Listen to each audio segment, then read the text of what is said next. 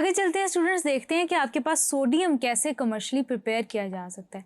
तो सबसे पहले तो स्टूडेंट्स आपके सामने एक सिमेट्री आ रही होगी जिसमें स्टूडेंट्स आपके पास जो सेल है वो इलेक्ट्रोलिटिक सेल है, यानी कि स्टूडेंट्स इलेक्ट्रोलिटिक सेल के अंदर आपको एनर्जी प्रोवाइड की जा रही होती है टू ड्राइव केमिकल प्रोसेसेस, यानी कि केमिकल रिएक्शन आपका तभी होगा जब आपको इलेक्ट्रिकल एनर्जी मिल रही है in the form of voltage.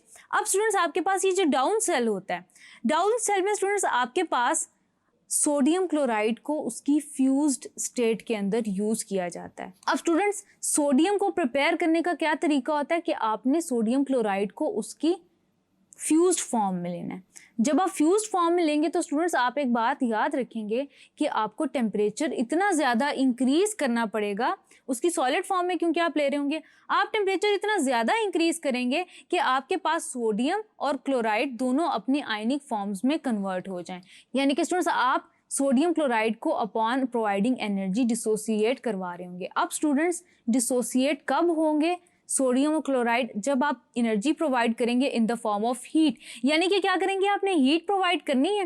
Heat provide आप करेंगे तो आपके पास ये डिसोसिएट हो जाएंगे। अब हीट कितनी प्रोवाइड करनी है स्टूडेंट्स? जो आपके पास सोडियम क्लोराइड का मेल्टिंग या बॉइलिंग पॉइंट होता है स्टूडेंट्स, वो आप याद रखिएगा कि आपके पास 801 डिग्री सेल्सियस होता है। अब स्टूडेंट्स ये टेम्परेचर बहुत ज़्यादा है, आमतौर पर आपका जो डाउन सेल होता है वो इस टेम्परेचर पर ऑपरेट नहीं किया जाता। तो स्टूडेंट्स आप क्या करते हैं कि आप कैल्शियम क्लोराइड की थोड़ी सी अमाउंट ऐड कर देते हैं इस फ्यूज्ड सोडियम क्लोराइड के अंदर। तो स्टूडेंट्स क्या होता है कि आपके पास ये टेम्परेचर ड्रॉप होके 600 डिग्री सेल्सियस तक आ जाता है इम्प्योरिटी की प्रेजेंस की वजह से। जब स्टूडेंट्स आपके पास ये टेम्परेचर 600 डिग्री सेल्सियस पे आ जाता है तो आपके पास ये रिएक्शन इसी टेम्परेचर पे जो है वो प्रोसीड किया जाता है। अब सबसे पहले स्टूडेंट्स आपके पास क्या होता है, आप देख सकते हैं कि आपके पास सिलिंड्रिकल स्टील कैथोड है। इस एरिया में स्टील कैथोड है स्टूडेंट्स आपके पास, और आपके पास ग्रेफाइट एनोड है।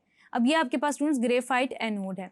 अब स्टूडेंट्स आपके पास क्या हो रहा होगा कि एनोड पे आपके पास ऑक्सीडेशन हो रही होगी, जबकि कैथोड पे आपके पास रिडक्शन हो रही होगी। अब स्टूडेंट्स आपके पास सोडियम और क्लोराइड इस फॉर्म में एग्जिस्ट कर रहे हैं, यानी कि अपनी आयोनिक फॉर्म में एग्जिस्ट कर रहे हैं। अब आयोनिक फॉर्म में एग्जिस्ट कर रहे हैं तो क्या होगा कि कैथोड पे आपके पास यहाँ पे एज रिटर्न रिडक्शन हो रही होगी, आपके पास एनोड पे ऑक्सीडेशन हो रही होगी। सबसे पहले स्टूडेंट्स आपके पास अच्छी तरह आपको पता है कि इलेक्ट्रॉन्स रिलीज होते हैं एनोड पे, जाते हैं कैथोड की तरफ। सबसे पहले क्या होगा कि आपके जो क्लोराइड आयंस होंगे वो एनोड की तरफ मूव करेंगे, एनोड की तरफ मूव करेंगे, वहां पे गैस की फॉर्म में क्लोरीन रिलीज हो जाएगा ऑक्सीडाइज होने के बाद। यानी कि स्टूडेंट्स ये जो आपके पास डोम सा बना हुआ है, इधर पे आपकी बबलिंग होके जो क्लोरीन गैस है वो एमिट हो जाएगी, इनलेट से बाहर निकल आएगी, जैसे कि आप अपने सामने देख सकते हैं। दूसरी इनलेट भी स्टूडेंट्स आप देख सकते हैं जिसमें सोडियम क्लोराइड आपकी अंदर एंटर हो रही है, आउटलेट के थ्रू क्लोरीन गैस बाहर होगी, इसको भी आप देख सकते हैं। देन स्टूडेंट्स होगा ये कि ये इलेक्ट्रॉन जो यहाँ पे रिलीज हुए हैं वो सोडियम कैथोड पे जब रिड्यूस हो रहा होगा तो वही आपके पास इलेक्ट्रॉन्स गेन करके रिड्यूस हो गए डिपॉजिट हो जाएगा। Then students as a result आपको आपका जो सोडियम मेटल है वो प्योरीफाइड फॉर्म के अंदर, यानी कि 99.9% प्योर फॉर्म में आपको सोडियम मेटल मिल जाएगा। स्टूडेंट्स आपके पास ये वाला जो पूरा प्रोसेस है, यानी कि आपका जो या आप ये सेल यूज़ कर रहे होते हैं, डाउन सेल यूज़ कर रहे होते हैं, इलेक्ट्रोलिटिक सेल जो कि for the preparation of sodium आप यूज़ कर रहे होते हैं स्टूडेंट्स, इसकी आपके पास क्या सिग्निफिकेंस होती है? सबसे पहले तो स्टूडेंट्स कोई मेटेलिक फॉग प्रोड्यूस नहीं होती, आपको क्लियरली पता चल रहा होता है कि आपकी क्लोरीन गैस एमिट हो रही है, जबकि आपके पास सोडियम जो हो रहा होता है वो डिपॉजिट हो रहा होता है सिलिंड्रिकल स्टील कैथोड की साइड पे। उसके अलावा स्टूडेंट्स आप एक और बात याद रखेंगे कि आपके पास कंप्लीट सेपरेशन होती है, कोई भी ऐसी प्रोडक्ट प्रोड्यूस नहीं होती जो कि आपकी प्रोडक्ट के साथ, कोई ऐसी बाय प्रोडक्ट प्रोड्यूस नहीं होती जो कि आपकी मेन प्रोडक्ट के साथ रिएक्ट कर जाए, क्योंकि स्टूडेंट्स आपके पास जो प्योर सोडियम मेटल होता है वो बहुत ज़्यादा रिएक्टिव होता है। उसके अलावा स्टूडेंट्स एक तो मेटेलिक फॉग नहीं प्रोड्यूस हुई, आपके पास कोई बाय साइड प्रोडक्ट ने रिएक्ट नहीं किया आपकी मेन प्रोडक्ट के साथ। उसके अलावा स्टूडेंट्स इसका जो थर्ड सिग्निफिकेंस है कि आपको लिक्विड सोडियम अपनी प्योर फॉर्म में और लोअर टेम्परेचर के ऊपर पूरा रिएक्शन ऑपरेट होकर आपको आपका डिजायर्ड प्रोडक्ट मिल जाता है।